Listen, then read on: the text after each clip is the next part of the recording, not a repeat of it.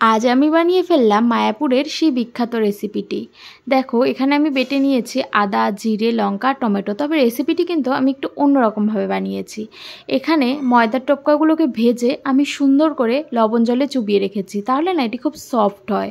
ময়দার টোপকাগুলি কী করে বানাতে হয় আশা করি এখন প্রত্যেকেরই পরিচিত হয়ে গেছে ফেসবুক থেকে, তাই আর সেটি দেখালাম না।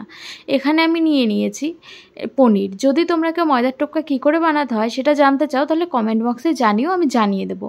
এখানে নিয়ে নিয়েছি ভেজে রাখা আলু। ভেজে রাখা আলুটা দেখেছো কত সুন্দর সেদ্ধ হয়েছে। চলো আমি এবার কড়াই গরম করে কড়াইতে তেল, তারপর দিয়ে দিলাম এলাচ আর দারচিনি। কড়াইতে কিন্তু আমি সর্ষের তেল ব্যবহার করেছি, কেন জানি না আমার রান্নার ক্ষেত্রে সর্ষের তেলটাই বেশি পছন্দ হয়। এখানে দিয়ে দিলাম সেই মশলাটা, তারপর দিয়ে দিলাম লবণ। মশলাটাকে এবার ভালো করে আমি পাকিয়ে নেব। মশলাটা থেকে দেখো তেল ছেড়ে দিয়েছে। তেল ছেড়ে দেওয়ার পরে আমি মশলাতে দিয়ে দেব হলুদ। এবার দিয়ে দিলাম ভেজে রাখা আলুগুলিকে। এগুলো আবার খুব সুন্দর করে ভালো করে নেড়েচেড়ে নিয়ে দিয়ে দিলাম সে ময়দার টোপাগুলি জল থেকে ছেঁকে আমি দিয়ে দিলাম। এবার এর মধ্যে খুব ভালো করে সুন্দর করে মশলাগুলো কিন্তু মিশিয়ে নিতে হবে। চাইলে ময়দার টোপাটা পরে দেওয়া যায়, কিন্তু আমি এই মশলার সাথেই দিই, তাহলে না মশলাটা ভেতরে ঢোকে আর খুব সুন্দর টেস্ট হয় খেতে। তোমরা কিভাবে দাও কমেন্টে কিন্তু জানিও। এবার আমি এতে দিয়ে দেবো ভেজে রাখা পনিরগুলো।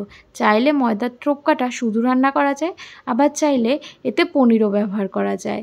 এখানে দিয়ে দিলাম চিনি আর দিয়ে দিলাম গরম জল। ফ্রিজে কিছুটা ময়দা ছিল মাখা, সেই কারণে ভাবলাম চলো এটাকে কাজে লাগিয়ে দিই।